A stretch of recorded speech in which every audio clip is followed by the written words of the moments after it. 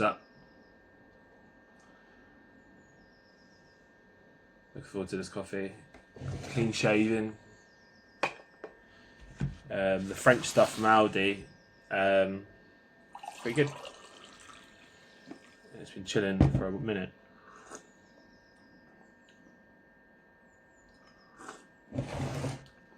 There's my friend and I made the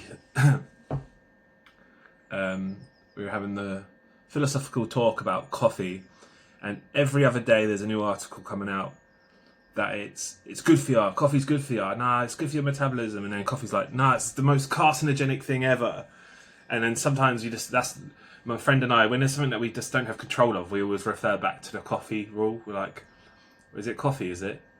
You know, there's always good and bad, and there's always, it's all about moderation and like this and that. I probably drink too much during the week, but on the weekends I have a cafetiere, maybe two, depending on what's going on. But so that's like 2.5 coffees there. That's still quite a lot, isn't it? Damn. But yeah, sometimes you just got to kind of just go, look, it's the coffee. Like, you know, these people over here say it's bad for you, it's a good argument. These people over here say it's good for you, good argument. Just crack on with life, mate. Like, there's no point like just dwelling on things like that, or putting it into some of your percent of the, you know, your day's always getting rinsed. There's not enough hours in a day to do anything anymore. And then now you're spending time thinking about something that you should probably just have a bit less of, and you'll be better, you know. Yeah. Just straight off the dome there. Matey boy, this is fine. It's all right. Like, don't worry about it. Like, people drink fizzy. Yeah, I'm going too deep in it. Anyway, so I am. So Steed Graphics is live. Steedgraphics.co.uk is live. It's a basic website. I just want to have it as like a digital business card. Just looks better to have a website, I think. I used to think websites were stupid and there's no need for them, and that is correct for companies that sort of are just, you know, brand names. You don't really need a website. No one's going to Nike.com.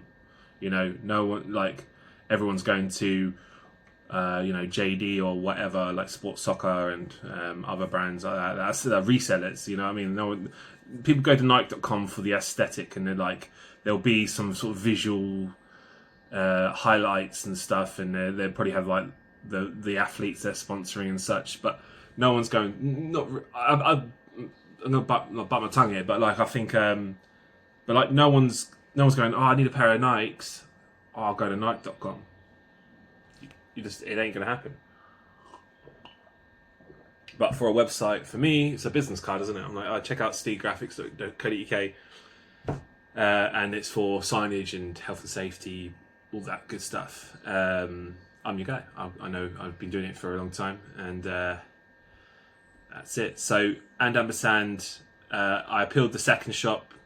They said no, but they let me appeal again, which they don't usually do. So I don't know what's going on there. I'm not holding any hopes, but it's amazing how much time gets eaten up in admin stuff. Like, I no wonder people get PAs and, you know, accountants and stuff, because calling people and, you know, emailing, and I've got the smell of it now. If someone messages me and they're saying this and that, I already know their time wasters. Like, I'll be more than happy to apply, but then I say, look, on the listing it says what size you need and such. Please purchase it, and then I'll help you. But until you purchase it, I'm like, they're talking about like how much time they spend. I had one lady message me how much time she spends on making labels for her products. It was a massive paragraph. I read it to a friend because he was on the phone at the time, and he was telling me to help her, and I was like, of course I'll help her. I will message her saying, I've got the highest quality vinyl, best print. What, you know, I can do these for you. Buy a small batch and see what the quality is like. If you like it, I have gloss, monomeric, and polymeric, I'd probably bang in both to see what she likes, just to, you know, but, and then I'll put that all in the package. But I think she wanted to go back and forth and just get advice, and I'm just like, at this small level, I'm just going to say, here's the product, please buy it, and we'll see how we get on. And like, it also means you're a serious person if you're willing to purchase something. I'm like, okay, cool, they've got the ball rolling. Like, I've worked with people before, and they think like they want perfection, and perfection is the enemy. Like, you know, it's not, and they can never get started because they want that eye store finish. You know, like I had worked with a fellow who had a clothing brand. He moved a couple of pieces, and he just said, "Oh, I need like the right photography. I need the right materials. I don't know what I'm buying." I'm like, dude, there's so much out there that you need to find a t-shirt from H&M or whatever, feel it, find out what it's made out of, and then go from there. Like, you need to do the R&D. And I've also made it a rule for myself now that if anyone comes to me with a small business, they need to have the ball rolling, because if they haven't got the ball rolling, as far as I'm concerned, they just want someone to tell them what to do, which means they haven't got the courage to do it themselves. And I'm sorry, but that's just how it is, isn't it? Like, why would I help you if you can't help yourself? And that's just a rule that I'm going to take forward. And I'm just like, come on, use your initiative. You want some stickers? Buy some stickers. I've got the best stickers. I can do stickers. I can do a contour cut. I can do anything. I can do anything. I know so many good guys and passionate people that I could go up to them and say, could you do this for me and do this? So I get it done. So I think that's a good rule of life, isn't it? Like, if someone is like, oh, you know, I want to do this or that, it's like, have you looked into it? Oh, you know, like, I want to buy a Ford Capri, right? My dad's had 7 of them, right? He hates them. And I was like, why do you have 7 of them then? He's just like, back in the day, I feel like the boomers went through so many cars. And he's like, it's a shocking car. And I'm just like, but it looks cool. I've never driven one. So he's just like, you know what I mean? Like, so maybe I should get one and then I can have an opinion on it, you know? Or go to a Ford Capri convention. I think the Ford Capri is a little bit more of a classier version than a Mustang. The Mustang's got that obnoxiousness about it. I do like Mustangs though. Mustangs will be my obnoxious car when I become a millionaire. I like Ford, to be honest. Yeah, Ford Capri, Ford Mustangs, Ford Focus. You can't go wrong with Ford Focus. Fiestas for the pagans, but yeah, Ford Focus is hard. I think I had a different idea for this video, but I've just started talking now. So I was going to come in and start talking about my CV and just like talk about what I've done and what works and what doesn't, and how to, you know, your work ethic within the industry, which we can overlap, which I've found quite recently overlapped in other roles that I've done. But I think when you get to a level where you sort of think, right, I can do this, and the introduction price, for instance, getting a printer plotter, isn't backbreaking. It isn't crazy. Like, yeah, it's a lot of money, but it's just like, it's not gonna, like, I'll be laughing about this, and you know. And with the Etsy going down, this thing, I've just been doing a bit of R&D on it. Like, I haven't been using it. £4,000 printer, and yeah, that's unfortunate, isn't it? So that's why getting the website up, getting the Shopify up, and I'm just going to duplicate everything from the Etsy over to the Shopify. I don't think it's going to have a lot of traction, but things like this with the video and, you know, having me as a brand, I'm getting better and better at talking. I think I was speaking to a fellow the other day, and he was saying, when it comes to talking about my industry, I can just talk shit. And it's like, at the same time, you can just talk shit, but it's passive. You know what you're talking about, so it's not talking shit, is it? Because you can just come off the dome, and it's just natural. And I think that's what I am with print design, artworking. Artworking gets boring after a long while. It's very mathematical. I called it digital admin. you're just impoing things up to make them to the most efficient of what artboard you've got to work with, or what, you know, whatever. So it's very mathematical. It's got that mindset. I've done it before. It's fine. It's a bit of a, you know, figuring out the way the best. If you've got a bit of artwork and you've got a SRA free bit of paper, bit of packaging on, then you're gonna, in the cuts, you want to cut away from. Someone just messaged me.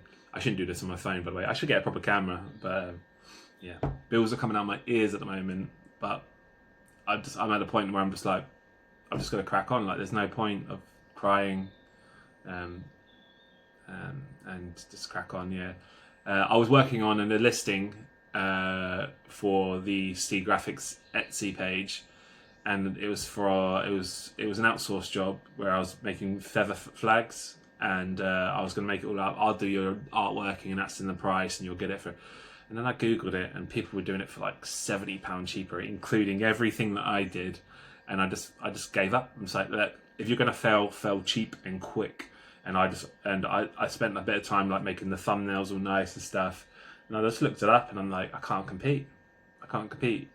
So I just thought, Etsy have that thing where they bring people in, but at the same time,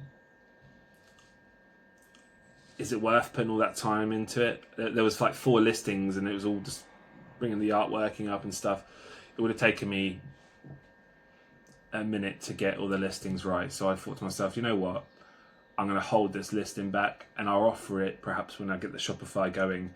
And that way Etsy doesn't take its cut. Therefore I can offer a lower price, and then it's just me. But Etsy, I did my Excel sheets as well. Like, it's painful. Like, you do all your numbers, I get the artboard ready. I'm like, right. This is a great product.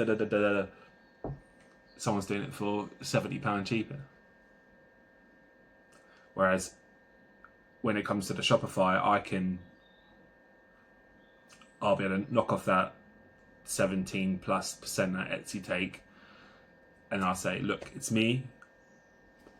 I'm the face of AMPERSAND, and that's the brand recognition. So, you know, you buy off me, and I'll look after you. And that's part of the experience. And you're gonna have my phone number, and we're gonna talk, and you're gonna say, right, I need 10 of these, and I'll say, right, boom, got the artwork or whatever, you know. Or you want the things changed, and then a lot of people will charge for that. I just go, you know, I'm a small business, and I just want to help people at the moment. I want to help people.